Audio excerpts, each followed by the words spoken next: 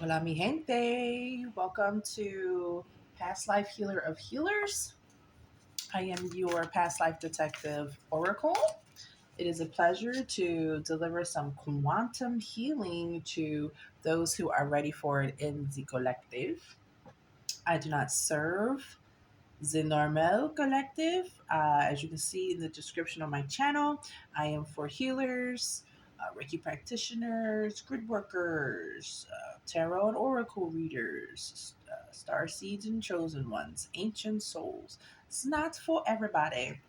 I am not here to convince anyone about past lives or reincarnations. This is for those who, at 1222 my time, who already understand that there's time for quantum healing, a detangling of the energetic lessons that are repeating themselves in your lives. Okay, so this one in particularly, I couldn't get the E's right, y'all, but this is for Yvette in Philly. So when you go onto the link in the bio of my channel, you'll land on my website. It'll be a page that asks you for your information. I will confirm in an email that you are booked for your past life reading, and then I will air your reading, identifying you by your first name and the city that you provide. It does not have to actually be the city that you're in or your real name. It's just how you know that this is your personal past life reading. Okay, so if you like the shorts that I post, like and subscribe. When I get to 50 subscribers, I'm putting everybody's name in a hat. And we're going to do a drawing for a free past life reading. And when I get to 50 subscribers, I'm going to choose the day of the week. I would say the same day of the week, but I don't operate like that. So, like, there might be a winning Wednesday where if I'm streaming you, the readings will be a certain discount off. We'll always keep it a surprise. Whoop, whoop. Okay, so one of the other ways that I like to use my deck, other than putting it all together, and this is how I created it as well, was there is a pile for places, pile for people, and things. Okay, that's why it's called people, places, and things. Past life healing. Okay, so this is how we're going to use them today, and then after the message, I go ahead and uh, parallel that with the Akashic Records because I am an Akashic Records professional, y'all. When I say I'm ancient, I'm ancient. Was around before the Akashic Records. So there's that. Okay. And I do flip these around like that because in certain positions, whether there's not really a reverse, but certain positions is a different identifier. So let's see, Yvette. Oh, sister, you're not even supposed to be over here. So, wow. This pile is of places, y'all. Okay, so this is definitely of significance in this reading. OMG. Okay, right, exactly. Oh my God. Y'all, this sister energy has been showing out. Look at this traitor. Mm-mm-mm. Why gotta be like that? Skilled trade. Okay. And we don't try to place anything anywhere yet. Aww. Innocent. Wow. Wow. Yep. Sadness. Resounding sadness.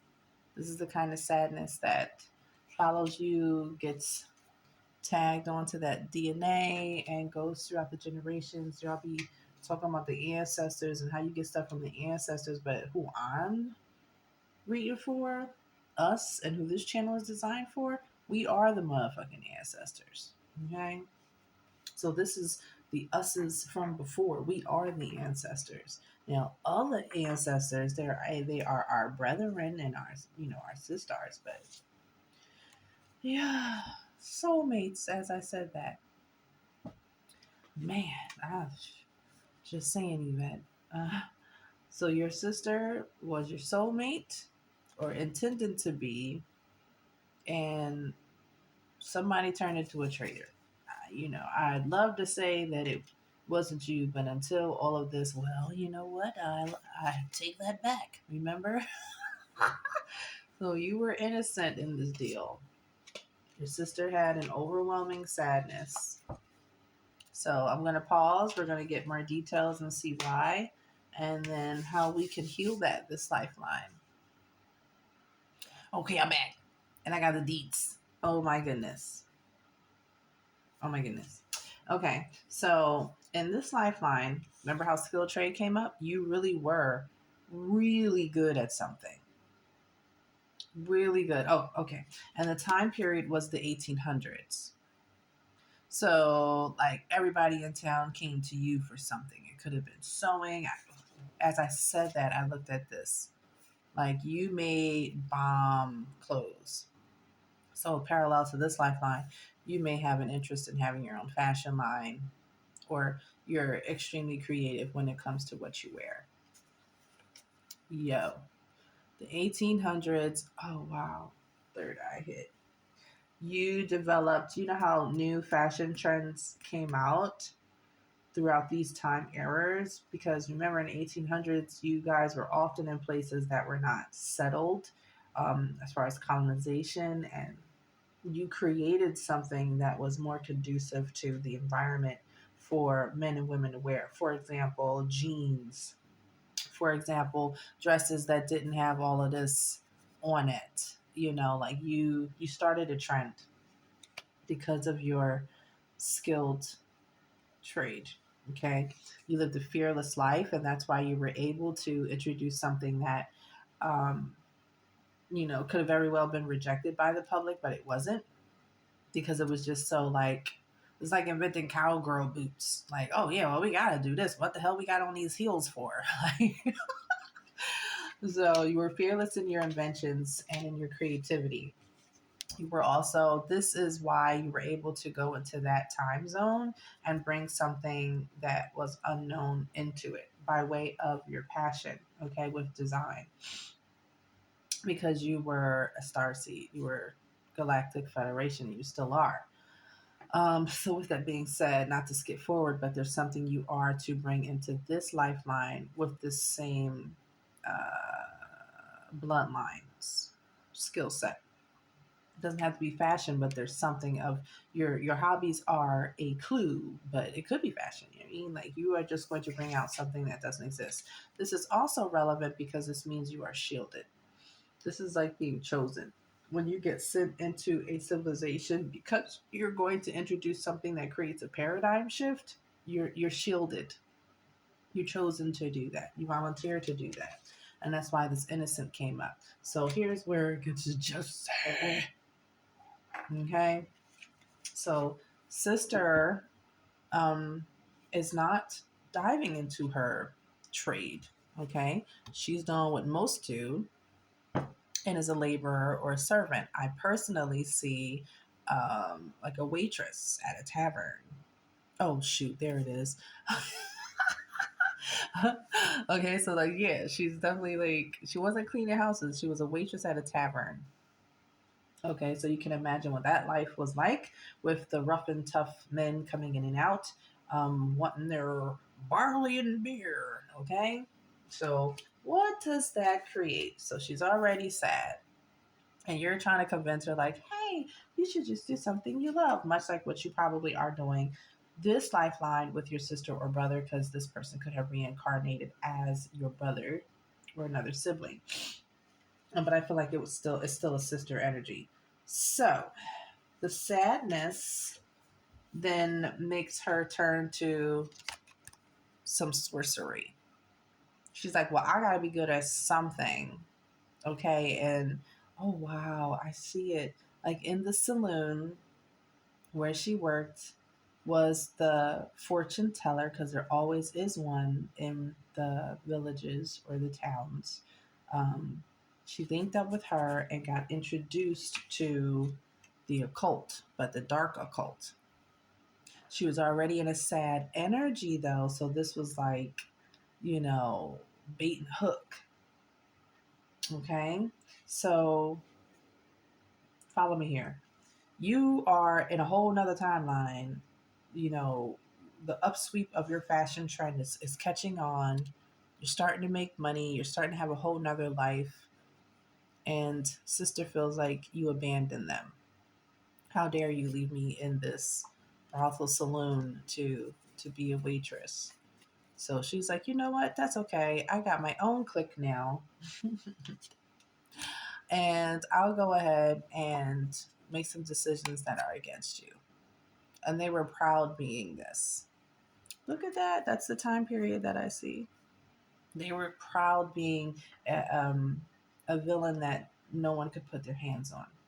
Put their hands on. So people in the saloon put their hands on her, and she didn't like it, but that's how she made her money. So when she started diving into the dark lifeline, she found other ways to get money, which was throwing the heebie jeebie at folks and doing all kinds of things like this because the lady, the fortune teller, dark witch, introduced her to a life of other ways to get money. Okay. Uh, there was a bribe that was accepted.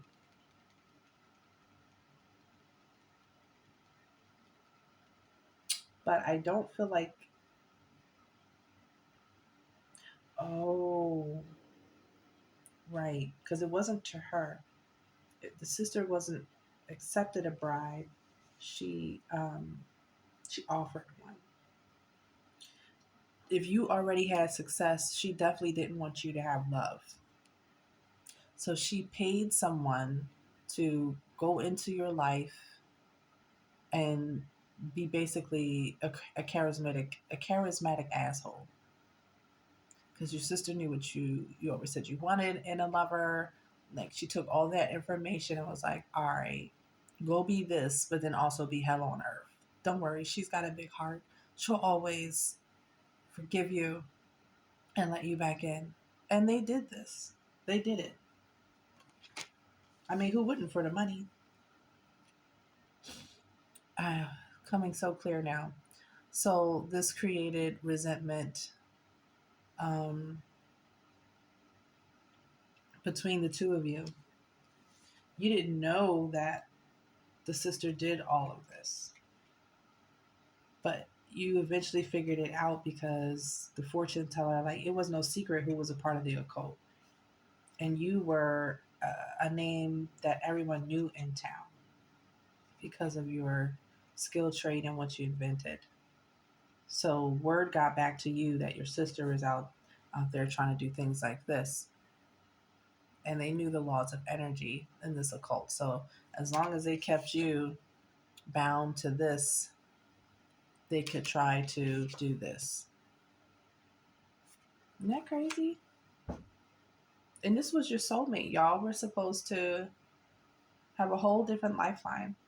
But because the sister wasn't strong enough to choose herself and come out of the sadness herself, or even ask, she could have just asked you, you know, loan me this so that I could. But you were the sister. I might be talking to the sister. The sister was so stuck in sadness that she didn't bother to see what lit her up. She was constantly being fondled, constantly being disrespected in her place of work. So it's like the moment that she wasn't at work, she was drinking or doing something else to forget. Okay. So she never went inside of herself to see what lights her up. She never went inside of herself to see, you know, what her purpose truly was. She was stuck on being abandoned. And then that turned into resentment. And so the whole lifeline turned dark. In which case, now it's like, well, how can I make her life dark? It's always a projection instead of an internalization of healing. That's crazy. I mean, I don't really need to pull the Akashic records, but oh my goodness. Oh my goodness. So you may have a conversation coming up with this same energy. This is not a so the sister may and is likely to still be in this vindictive, villainous energy. When this comes out in the Akashic records, it's indicating that somebody, they invites the angel, this is you, they invite the angel to dinner or to tea only to be the hawk and predator. Like, they're only saying, can we talk, so that they can throw magic at you while you're on the phone, or light a fucking candle or do some kind of spell work. I'm only saying, can we talk, or, peace treaty, I apologize, to predate on you somehow. To throw a low blow. Are you still not doing anything with your life? Because you haven't hit your excellence with this yet. You're still battling your own, is it good enoughs, okay, from other lifelines, but you're going to, with your skill trade, you're gonna blow up. Especially if you're talking to me, you're iconic. Okay, because you were iconic. There's something that people still wear today that you created in that lifeline. Remembrance is a hell of a drug, y'all. So in this conversation, you have two options. A, to come to the table, but to hold this higher perspective. I see that this person is just still trying to predate, be a predator to my energy. I will observe from up here and offer some loving words. Or you can go an even higher route and not even come to the table. Okay? Wow. So that's for you. And if anyone else out there would like their personal and one of a kind past life healing quantum session, the link is in the bio. And if you would like to purchase the deck to have it at your own sacred healing space, then that link is also in the deck, y'all. This was so dope. Like, what? So no matter what, move forward, whatever it is that you are skilled at. This is not something that you're already doing for a job. It's not at 17. It's something that you do on the side that you may or may not commit enough time to. It's time to bring back that fearless energy, okay? And get away from those naysayers, Dusty Dans, and sulking Sallies, okay? Because you live to an old age. They were not able to get you then. They're not able to get you now. You are safe. You are protected because you are part of the Galactic Federation. You are supposed to. You are like, you have a path, a clear path to create what you're going to create and be iconic for it. Hope this helps.